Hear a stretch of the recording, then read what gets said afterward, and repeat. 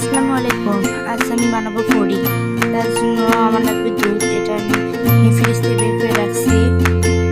তার সাথে লাগবে আমার ডিম, এটাও ফ্রিজে ছিল।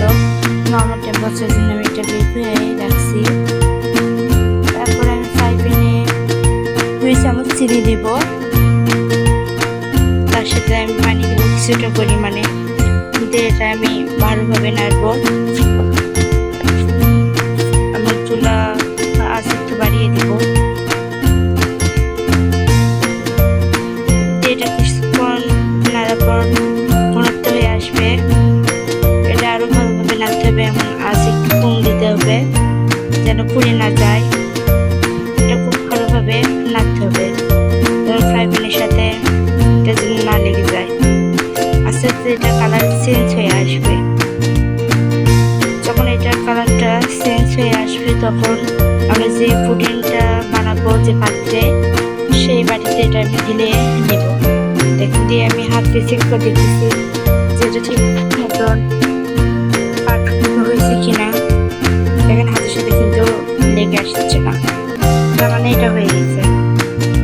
তারপর আমি দুধটা খুব ভালোভাবে গরম করে নেবো, জাল দিয়ে নেব। আমি একটু ঘন করে নেব দুধটা।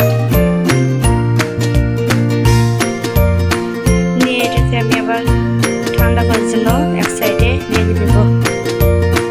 এরপর আমি একটু যে ডিমটা বের করে রাখছিলাম সেই ডিমটা নেব। আমি তার সাথে 2-3 চামচ চিনি নিয়ে নিলাম। এটা ভালোভাবে মিশাতে থাকবো যেন চিনিটা ডিমের সাথে যেন একবারে গলে যায়, এবং দানা দানা যেন না থাকে। ভালো করে মিশাতে থাকতে হবে। এবার আমি যে ঠান্ডা করে দুধটা রাখছিলাম তাদের ভিতরে আমি ঢেলে দিলাম। দিয়ে আবার আমি এটা ভালোভাবে নাড়বো। আমার দুধের সাথে ডিম যেন খুব ভালোভাবে মিশে যায়, সেদিকে খেয়াল রাখবো।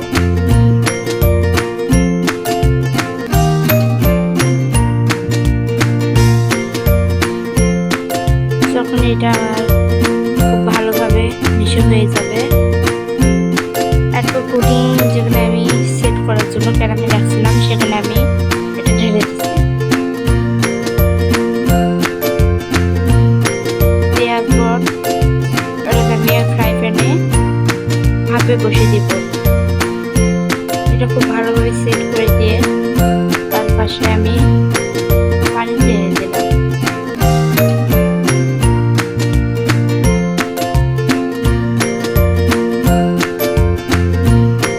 এটা আমি ঢাকনা দিয়ে ঢেকে দেবো 5 মিনিটের জন্য।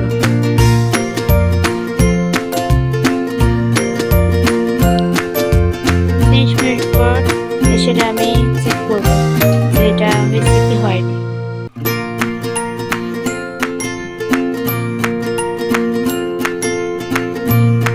এটা একটা কাঁটা চামচের সাহায্যে চেক করবো, যদি না হয় তাহলে গাছ তুলে যাবে।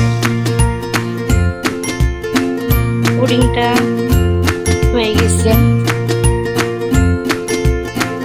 চামচের সাথে যেহেতু লাগেনি একবার আমি চেক করব।